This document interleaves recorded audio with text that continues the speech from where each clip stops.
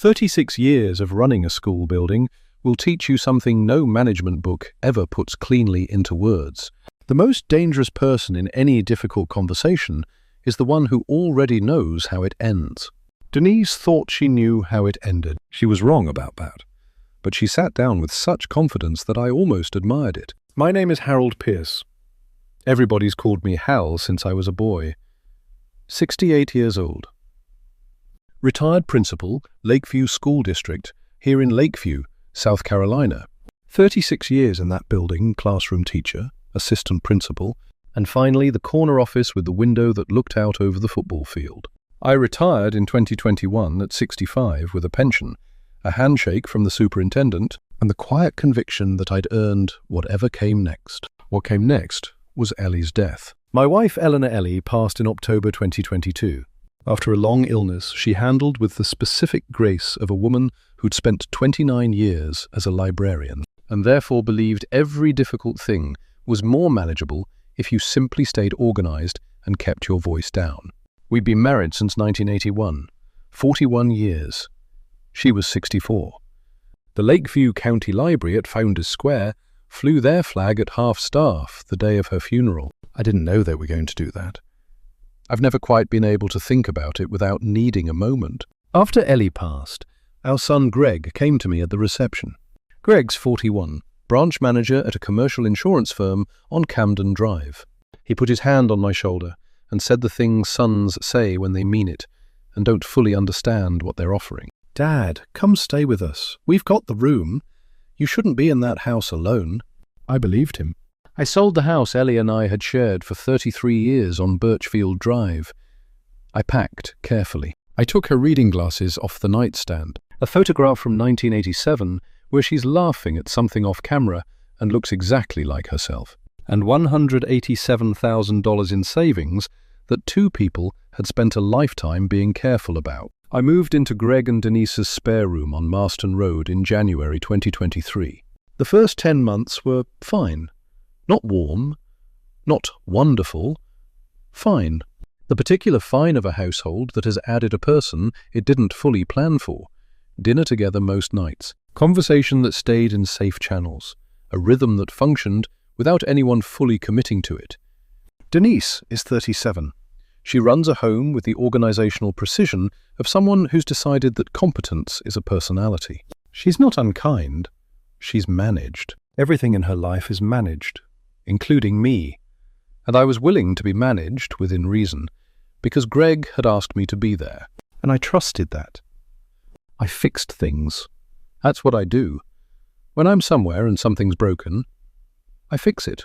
The kitchen faucet that had been dripping for months. The gutters, which I cleared on a Saturday morning in September without being asked. The loose banister on the back stairs that Greg had been meaning to get to for 2 years. I bought my own groceries, paid for my own gas, stayed out of rooms I wasn't needed in. I want to be clear about this, because it matters. I was not a burden. I was, by any reasonable measure, an asset. A 68-year-old retired principal with a pension, a separate savings account, and 36 years of not making problems for people is not a burden. He's a resource. Denise understood that.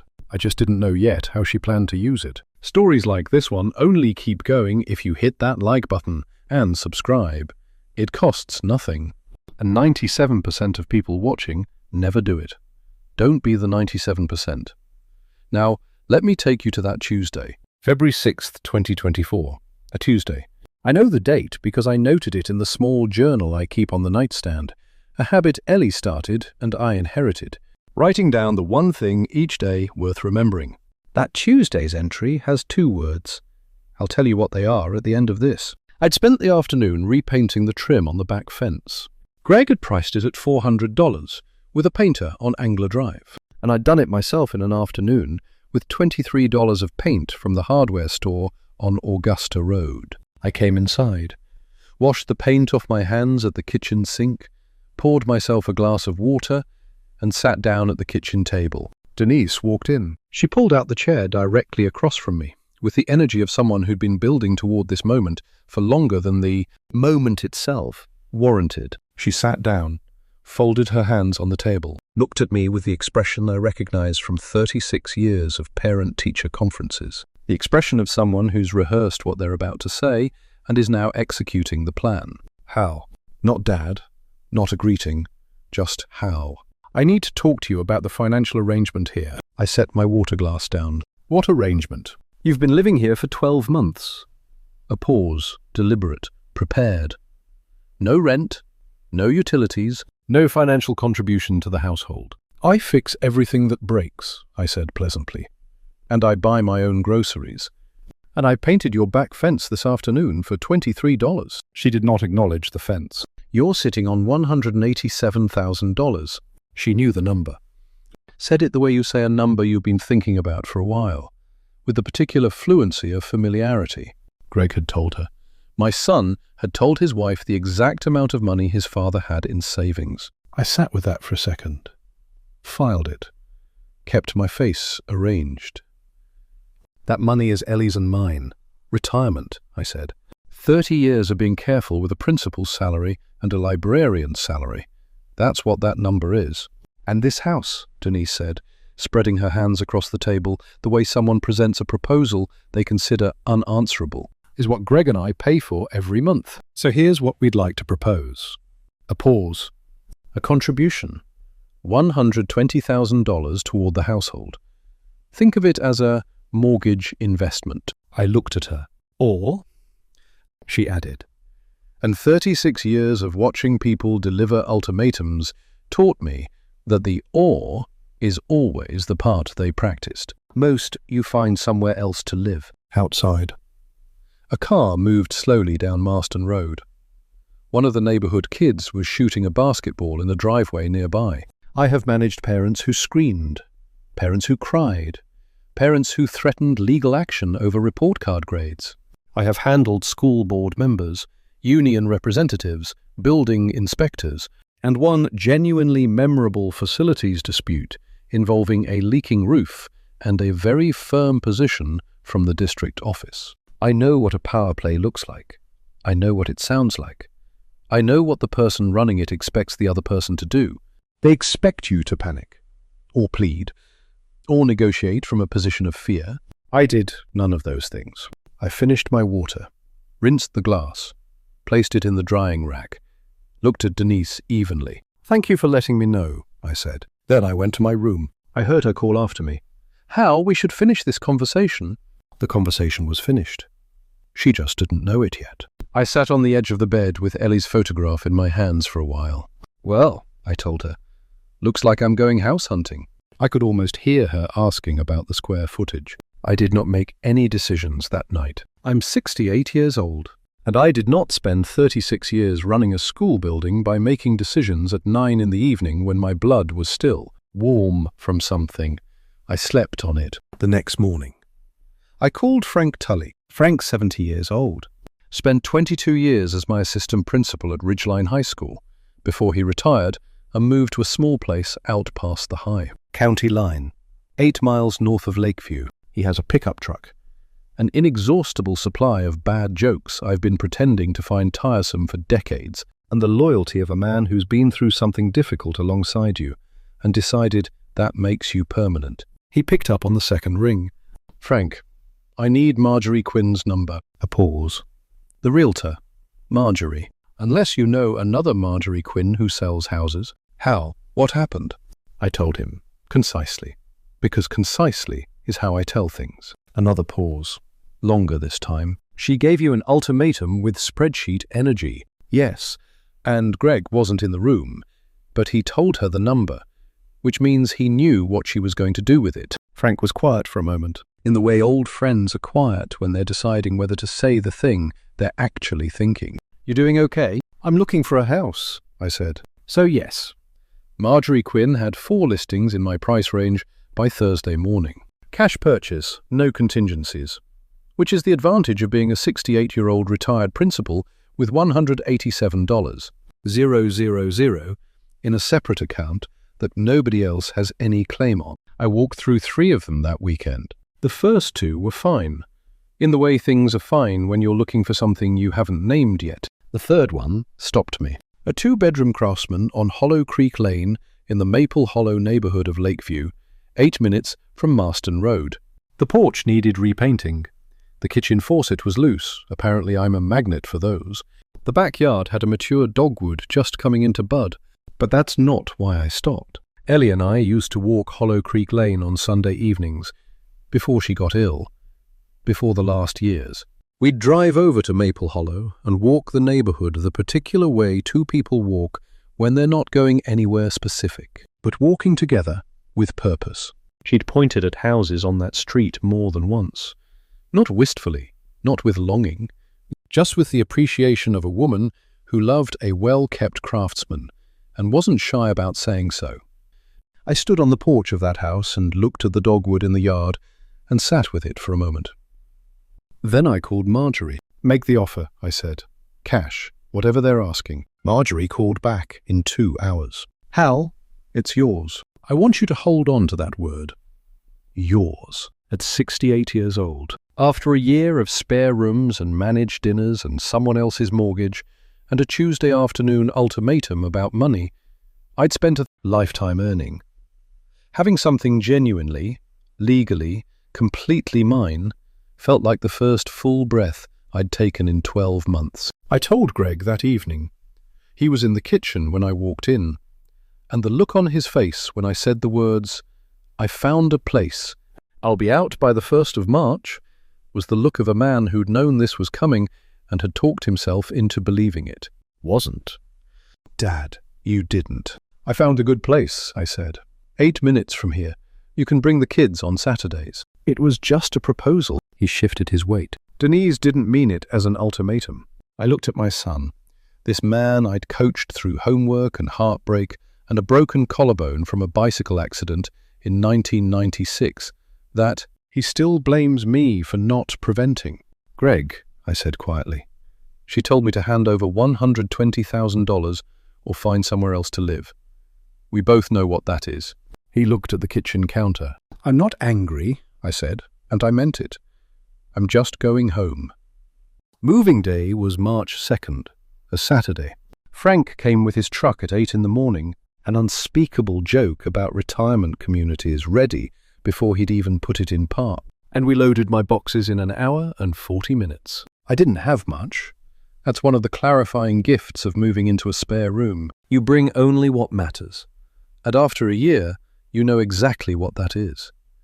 Ellie's photograph, her reading glasses, the small journal on the nightstand, my books, my tools, my clothes, a coffee maker that has outlasted 3 kitchen remodels and shows no intention of stopping. Greg carried 2 boxes to the truck, then stood in the driveway with his hands in his pockets, while Frank and I did the rest. Denise did not come out of the house. I noted that without judgment. Some people cannot face the result of their own decisions while it's still in motion. That's a human limitation, not a character verdict. "Right before I got into Frank's truck," Greg said. "You didn't have to do this, Dad." I buckled my seatbelt. Neither did she. Frank pulled out of the driveway. I didn't look back. I want to be precise about what I felt in that truck, because this is not a story about triumph. I was 68 years old, and I was leaving the house where my grandchildren had started calling me Grandpa Hal, where Mason had shown me his Lego collections every Saturday morning, where Lily had taken to leaving drawings outside my bedroom door. I was leaving that, and it cost me something real. But a man who's spent 36 years teaching young people that self-respect is not negotiable cannot go home and negotiate his away. The Hollow Creek Lane house was everything the listing had promised, and a few things it hadn't, including a loose board on the back steps that I had fixed by Sunday afternoon, because apparently this is simply who I am now.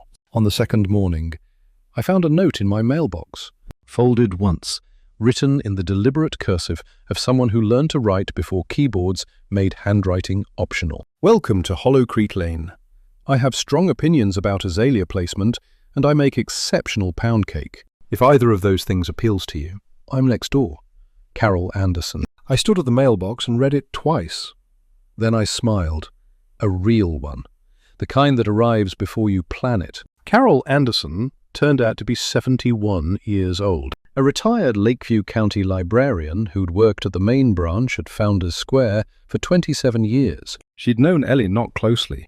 They'd served on a district collection committee together sometime around 2014, but enough that when I introduced myself 2 days later, across the low fence that separated our front yards, and mentioned Ellie's name, Carol looked at me with the particular recognition of someone placing a face they'd been told about.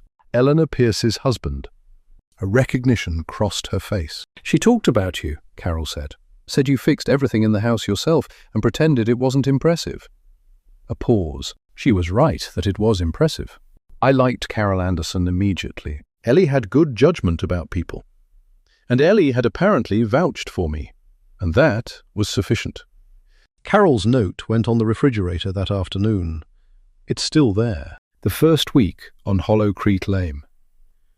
I kept to myself, the way I do when I'm somewhere new, getting the rooms right, learning the sounds the house makes at night, identifying what needs attention and in what order. Frank came for dinner on Thursday and declared the house significantly better than Greg's guest room, which I accepted as high praise. The second week, Carol brought pound cake, set it on the porch railing without knocking, a move of considerable social confidence that I recognized and respected, and left. A second note underneath it. Oven temperature matters more than people admit. This one is correct. She was right. It was correct. I settled into Hollow Creek Lane with the particular ease of a man who'd finally stopped holding his breath. And then, 3 weeks after moving day, on a Saturday morning in late March, my phone rang. If you've ever had to walk away from a family situation to protect your own dignity, even when it cost you something real, I want to hear about it in the comments below. And if you haven't seen the first story from this channel, about a father-in-law who watched a hospital hallway tell him everything he needed to know about his daughter's marriage, go check that one out next.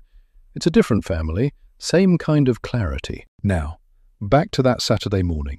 Let me back up for a moment, because there's something I haven't told you yet, and it matters for what comes next. During those 10 months on Marston Road, I'd noticed things, small things. The way Greg's shoulders sat a little lower by the end of 2023 than they had at the start of it. The way certain mail, the kind in envelopes with windows, the kind that arrives from banks and not from friends, would get swept off the kitchen counter a little too quickly whenever I walked into the room.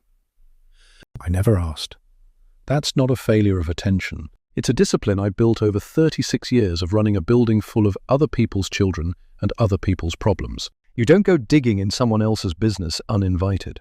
Even when you suspect there's something under the floorboards, you wait. You watch. You let people come to you when they're ready. Because the alternative, forcing a conversation before someone's prepared to have it, usually just teaches them to hide things. Better next time. I'd filed it. The way I file most things. Not as a verdict, just as information. The kind you might need later and hope you don't. I thought, more than once during those months, that whatever was happening with Greg's finances might be part of what was underneath Denise's ultimatum that February. Not an excuse for it. There's no accounting framework that turns hand over $120, 000, or get out into something reasonable but maybe a piece of the architecture. People under financial pressure sometimes look at the largest number in the room and convince themselves it's a solution instead of a violation. I didn't say any of that to Denise across the kitchen table. It wasn't my job to explain her own behavior back to her. That's a thing people have to arrive at themselves. The same way I'd learned, watching parents in my office for 36 years, that you cannot make someone understand they were wrong by telling them so directly. You could only create the conditions where the truth becomes unavoidable, and then step back and let it land in its own time. So I stepped back. I bought a house instead. And 3 weeks later, on a Saturday morning, the truth came looking for them on its own. Greg's voice had none of the careful management of the December months. It was stripped down to something younger and less composed. "Dad, I need to talk to you." "Go ahead." "We lost the Harrington account." A pause. It was our biggest commercial client, $280,000 in annual premium. The renewal meeting, didn't I mishandled the renewal, and they moved their business.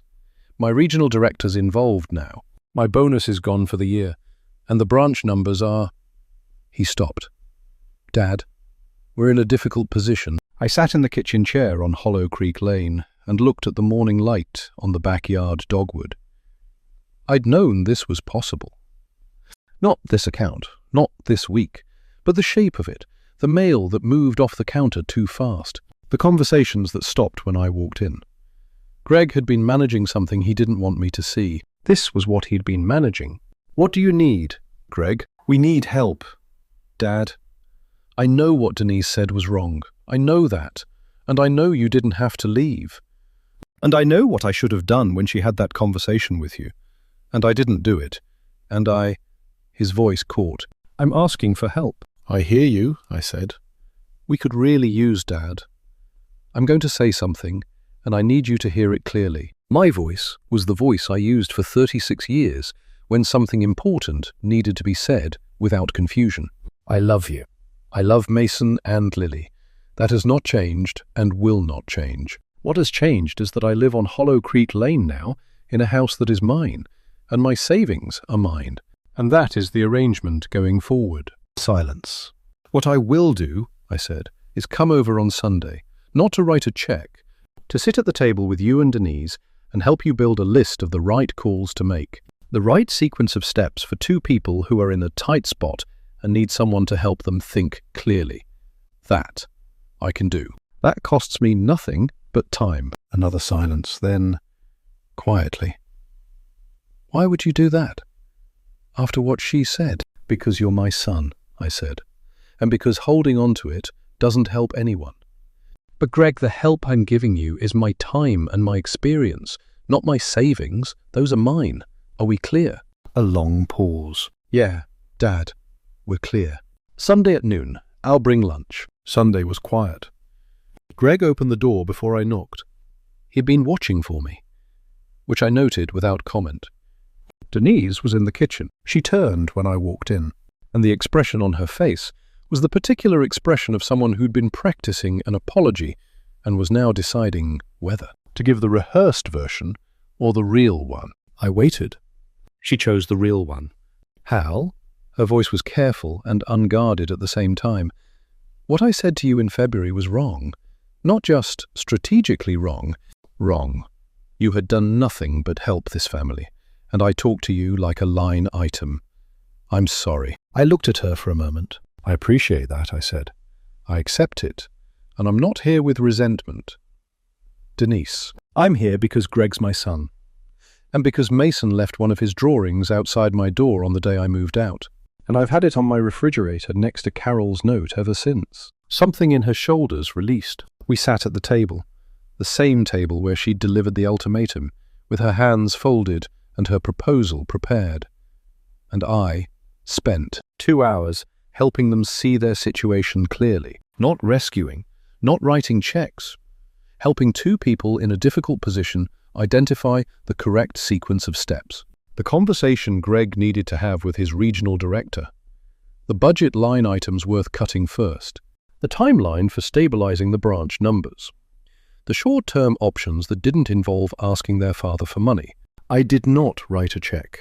I did not offer to write a check. And nobody asked me to, because we'd been clear about that on Saturday morning. And Greg had apparently relayed the clarity to Denise at the end of the afternoon. Greg walked me to my car. He put his hand out for a handshake, a Greg thing, informal in the particular way of men who feel things deeply and don't know what else to do with their hands. I shook it and held it a second longer than a handshake requires. Thank you, Dad. Take care of your family, I said, and call me when Mason's baseball season starts. I have opinions about his swing that he's been ignoring for 2 years. Greg laughed. The real kind. Quick pause here if you've ever had to set a boundary with someone you love and watched it actually work, the way it worked with Greg and Denise that Sunday. Tell me about it below. I read every comment. If this story's earning it, hit subscribe now, because there's more from this channel where this came from. Now, I want to say something directly to everyone listening, because there are things in this story that matter beyond what happened to me. The first is something most people do not know. When an elderly parent moves into an adult child's home, even without a lease, Even without any written agreement, they have legal residential rights. In South Carolina, a person living in a home by permission of the owner is generally considered a tenant under the law. Removing them requires proper written notice to vacate, typically 30 days, before any legal action can be taken. Denise's ultimatum, hand over the money or get out, wasn't only wrong, it was legally uninformed. I knew this. I'd spoken with my attorney on Camden Drive within 48 hours of that Tuesday conversation. I chose not to weaponize that knowledge. I used the time it gave me to find a house instead. The second thing is this. A life care agreement is a legal document that specifies the financial and living arrangements between an elderly parent and an adult. Child rent, utilities, household contributions, the parent's rights within the home, conditions for ending the arrangement. It protects both parties. Its absence in my situation meant Denise's demand for $120,000 had no legal foundation whatsoever. My savings were mine, in my account, with no lien, no claim, no mechanism by which she could compel a contribution. She was asking. I was not obligated to answer. If you're an older parent considering moving in with an adult child, have the conversation about a life care agreement first. Not because you don't trust them, but because clarity at the beginning prevents exactly this kind of Tuesday afternoon in the kitchen. The third thing is simpler. Keep your money in your own name, in your own account, with no joint access given to anyone who hasn't earned that level of trust over a long period of time. Retirement savings are not a household resource. They are a life's work. They belong to the person who built them. There's something I want to go back to, because I skipped past it too quickly, and it deserves more room. The morning after the ultimatum. Before I called Frank, I sat at my kitchen table, Greg and Denise's kitchen table, the same one with a cup of coffee going cold in front of me, and I thought about 36 years of difficult conversations in a way I hadn't let myself think about them in retirement. I thought about a mother who'd once sat across from me in my office, certain her son's failing grades were the school's fault, and how I'd learned. Watching her face change over the course of 40 minutes, that some people arrive at a hard conversation already braced for a fight, and the only way through it is to refuse to give them one. Not because you're weak, because the fight is what they came for, and denying them the fight is the only form of control you actually have. I thought about a school board member, years back, who tried to pressure me into reassigning a teacher he didn't like by implying my contract renewal might depend on it. I'd said thank you for sharing your perspective, and then I'd done exactly what I believed was right, and nothing had happened to my contract. Because threats delivered with confidence are not the same thing as threats with actual teeth, and learning to tell the difference is, I think, one of the most valuable skills 36 years in that building ever gave me. Denise's ultimatum had the shape of both of those things. Confidence built on the assumption that I would not check. That I would hear a number like $120,000 and a phrase like, find somewhere else to live, and simply fold. Because I was 68. Because I was a guest in someone else's home. Because grief had made me soft in a way she'd apparently decided to bet on. She bet wrong. I don't say that with pride, exactly. I say it because it's true. And because I think it matters for anyone listening to this who might be sitting in a similar kitchen right now, hearing a similar proposal, wondering if they have any ground to stand on. You have more ground than you think. Age does not erase your judgment. Grief does not erase your spine. And a number in a bank account that you built across 30 years of careful, unglamorous discipline does not become a household resource just because someone else decides to look at it that way. I want to tell you more about Ellie, because she's woven through every decision I made that spring, even though she'd been gone a year and a half by the time Denise sat down across that kitchen table. Ellie was the kind of woman who color-coded her library shelving by mood as much as by genre, who could tell you the exact location of any book in a 400,000-volume collection without consulting a catalogue, and who believed, with the quiet stubbornness of someone who'd spent her whole career organizing other people's chaos, that almost any problem became smaller once you wrote it down. We met in 1979 at a faculty mixer neither of us wanted to attend. I was a second-year teacher. She was newly hired at the county library, and had come with a colleague who dragged her along. I remember she was standing near the punch bowl with the specific posture of someone counting down the minutes until she could leave, and I made some comment about the punch being suspicious, and she said, without looking at me, "Everything at these things is suspicious. That's the whole format." I married her 2 years later. I never once regretted it, not for a single day across 41 years, which is not something everyone gets to say honestly. And I say it because I think it matters for understanding why I did what I did in March of 2024, when Ellie got sick.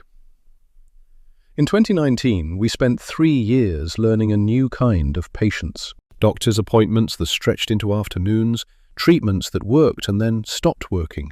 The particular grief of watching someone you've loved for 4 decades becomes smaller in increments you're not allowed to look away from. She handled all of it the way she handled everything organized. Quiet. Dignified. She kept a notebook of her own, separate from mine, where she tracked symptoms and medications and questions for the next appointment.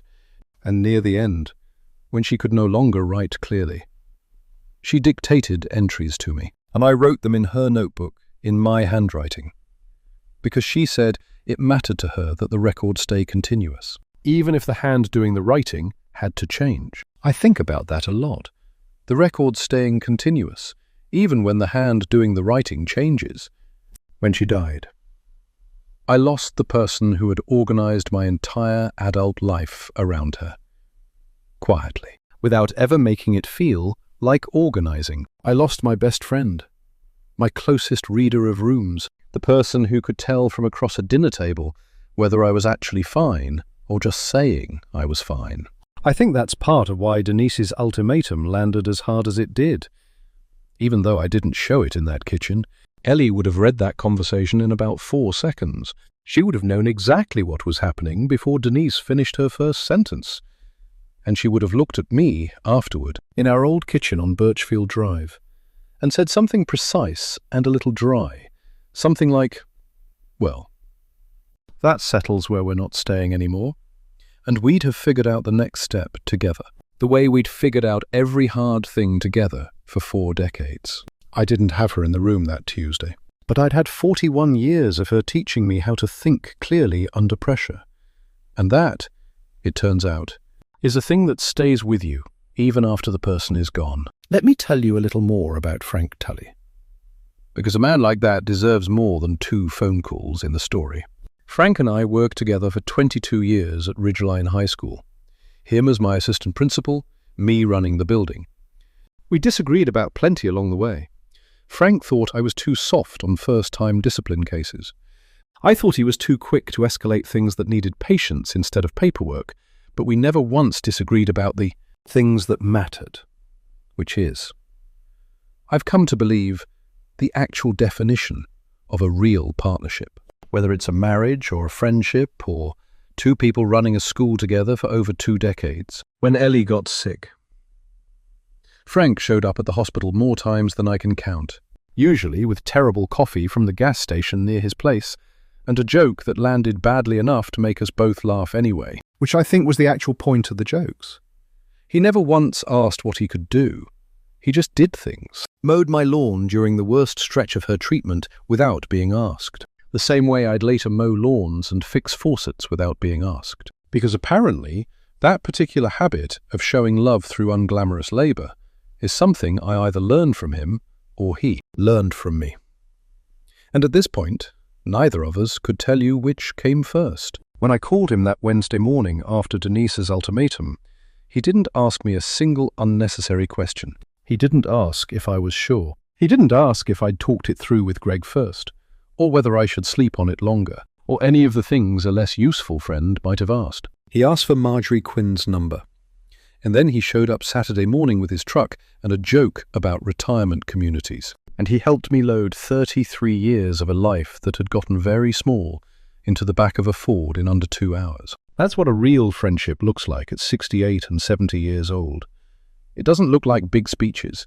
It looks like somebody showing up with a truck. There's a scene I haven't told you about yet, and I've been saving it, because it belongs near the end of this story rather than in the middle of it. It happened in late April, about 6 weeks after moving day. On the Saturday afternoon when Greg brought Mason and Lily over to Hollow Creek Lane for the first time since I'd moved in. Mason is 8, Lily is 5.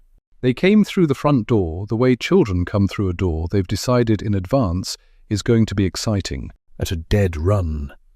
And Mason had his backpack with him, the one with the broken zipper I kept meaning to fix and never quite got to. Full of Lego pieces he'd apparently been saving up for this exact visit. "Grandpa Hal," he said, dropping the backpack on the living room floor with the particular confidence of a child who knows he's allowed to make a mess in this specific house. "I built a thing. You have to see the thing." I sat on the floor with him for the better part of an hour while he explained, with total seriousness, the structural logic of a Lego bridge he'd designed. Load-bearing supports, he called them. The phrase I'm fairly certain he picked up from a documentary and has been waiting for an opportunity to use correctly ever since. And I told him about the footings on the back fence repair I'd done that morning, and he found this genuinely interesting, which I noted, with some satisfaction, as further confirmation of his character. Lily, meanwhile, had discovered the dogwood in the backyard and spent 20 minutes collecting fallen petals into a small pile on the back steps, arranging and rearranging them with the serious concentration 5-year-olds bring to tasks adults have stopped being able to take seriously. Greg stood in the kitchen doorway for a while, watching the two of them. And when I came in to refill water glasses, he said, quietly, "They missed this, the Saturday mornings." "I missed it too," I said. "I'm sorry it took losing an account to get you back over here." I looked at my son for a moment. "It didn't take losing an account, Greg," I said. "It took you asking the right way. The account just happened to be what made you finally do it." He didn't have an answer for that right away, and I didn't need him to. Some things just need to sit in a room for a while before anybody has to say anything else about them. Before they left that afternoon, Mason found the loose board on my back steps, the one I'd already fixed, as it happened. But he didn't know that yet, and announced with the gravity of a structural engineer delivering a verdict that it needed load-bearing supports. "I already fixed it," I told him. He inspected it with visible skepticism, pressed down on the board with his sneaker twice, and finally said, "Okay, good job, Grandpa Hal," in a tone that suggested he was extending me considerable professional courtesy. I have rarely been prouder of an inspection in my life. But I include in that 36 years of actual building inspections conducted by actual licensed professionals. Carol Anderson and I have settled into a rhythm I didn't expect to find again at 68 years old, and I want to spend a little time on it, because I think people underestimate how much a good neighbour can do for a person who's rebuilding a life from scratch. She comes over most Thursday evenings now. Sometimes with a new iteration of the pound cake, she's working through what she calls a controlled experiment in vanilla extract brands, and has strong, well-reasoned opinions about each one. And we sit on my porch and talk about whatever the Lakeview County Library is doing with its renovation budget this season, a topic Carol has an almost bottomless capacity to discuss, and which I have, somewhat to my own surprise, developed a genuine interest in. She lost her husband, Walter, 11 years ago, to a heart attack that gave no warning at all, which she describes with the same matter-of-fact precision she brings to everything else. He was fine at breakfast and gone by lunch. And I have spent 11 years deciding what kind of life that leaves room for. She never remarried, never particularly wanted to. Built a full and deliberate life around the library, her garden, and a circle of friends she's collected over 3 decades in the Maple Hollow neighborhood. I don't think what Carol and I have is romantic. And I want to be careful about how I say that, because I know how these stories sometimes get told. And I don't want to give anyone the wrong impression. What we have is companionship of a specific, valuable kind.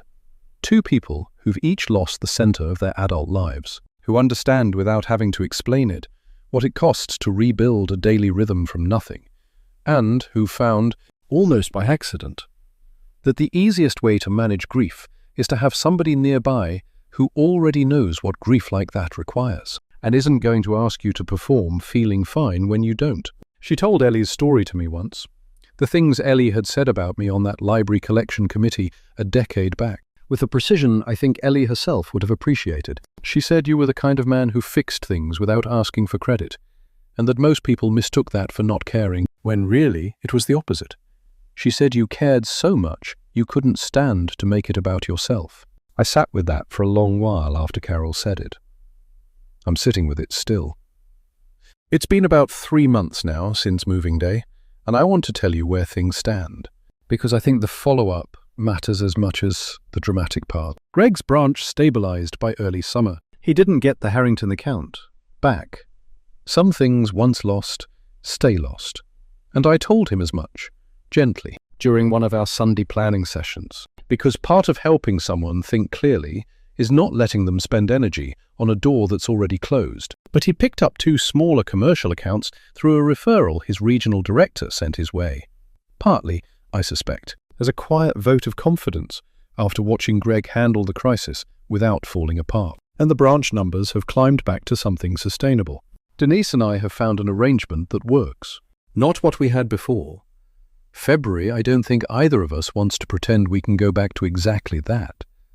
But something steadier, built on the kind of clarity that only exists after a thing's been said out loud and survived. She calls before bringing the kids over now, which she never used to do on Marston Road, and I've come to understand that small courtesy is its own form of repair. The kind that doesn't need a speech attached to it. She brought me a casserole dish back in May, unprompted, with a note that just said, "Thought you might want this back, and thank you for Sunday afternoons." I keep that note in the same kitchen drawer where I keep Carol's first letter, and a card Mason made me out of construction paper that says, "Grandpa Hal is the best fixer," in green crayon, with an arrow pointing to a drawing of what I assume is meant to be the back fence. I am not in the business of pretending February didn't happen. It happened. It changed something permanent about how Denise and I relate to each other, and I think that's appropriate. Some things should change permanently when they happen, because pretending otherwise just teaches people that boundaries are temporary inconveniences instead of real lines. But I am also not in the business of holding a grudge that serves nobody, especially not 2 children who deserve grandparents who show up, undamaged by adult business they were never part of. I've gone back to running a kind of building again, I've realized. Just a much smaller one. A house on Hollow Creek Lane, instead of a school with 1,100 students in it.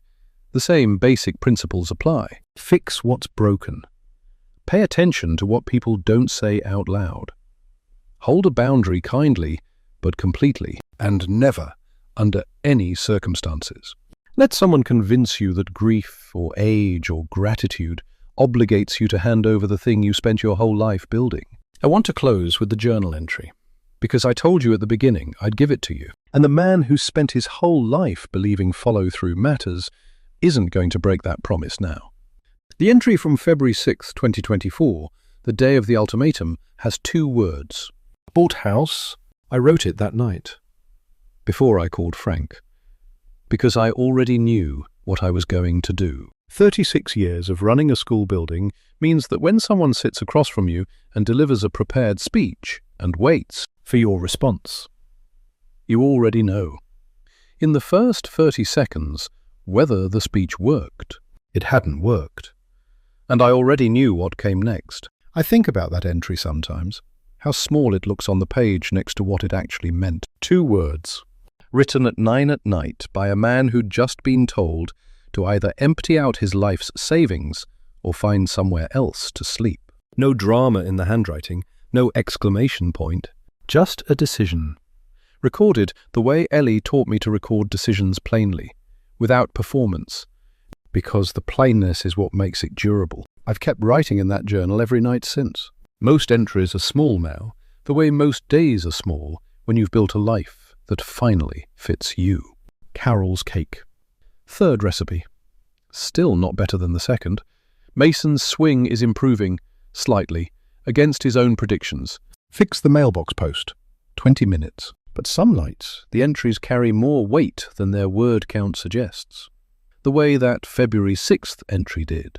The way I suspect a handful of entries in every honest journal eventually do, if you keep one long enough and live a life worth recording. On Sunday evenings, I still walk Hollow Creek Lane the way Ellie and I used to walk it together, before any of this. before the illness, before the spare room, before the kitchen table conversation that ended one chapter of my life and started another. Past the old houses with their deep porches, through the Maple Hollow neighborhood that she loved for reasons she always described as self-evident. The way she described most things she loved.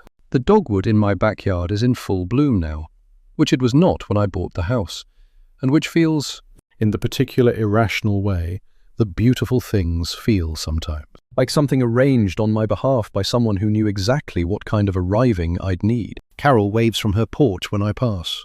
I wave back, I think, some Sundays, about how strange it is that the worst Tuesday of the last several years of my life turned out to be the doorway into something this steady. I don't say that to suggest the ultimatum was secretly a gift, or that everything happens for a reason, or any of the soft, forgiving language people sometimes reach for when they want a hard thing to mean something kinder than it actually meant. Denise's ultimatum was wrong. It would have been wrong even if nothing good had ever come from my leaving. The goodness that followed doesn't retroactively excuse the demand that started it. I want to be precise about that, because precision is the thing I spent 36 years teaching, and I'm not going to abandon it now just because the ending turned out well. What I will say is this. Sometimes the thing that looks like loss in the moment, a spare room you're asked to vacate, a relationship you thought was settled that turns out to need renegotiating, a number in your savings account that someone else decides, briefly belongs to them too, is actually just the universe clearing space for the thing that was supposed to be yours all along. A craftsman house with a dogwood in the yard. On a street your late wife loved for reasons she always called self-evident. A neighbor with strong opinions about azalea placement, and a refrigerator note that's still hanging where you put it, months later. Grandchildren who leave drawings outside your door, not because anyone told them to, but because that's what you do for people you love. A son who finally, in a moment of real crisis, found his way back to asking for help the right way, with humility, with honesty, with respect for the boundary his father had drawn and the dignity behind it. I went looking for a house that February. What I found, it turns out, was the rest of my life. I get asked sometimes by people who hear shorthand versions of this story second-hand whether I regret not pushing back harder in that kitchen, whether I should have raised my voice, or laid out the legal facts right then and there, or made Denise sit with the full weight of what she was actually proposing before I ever stood up from that table.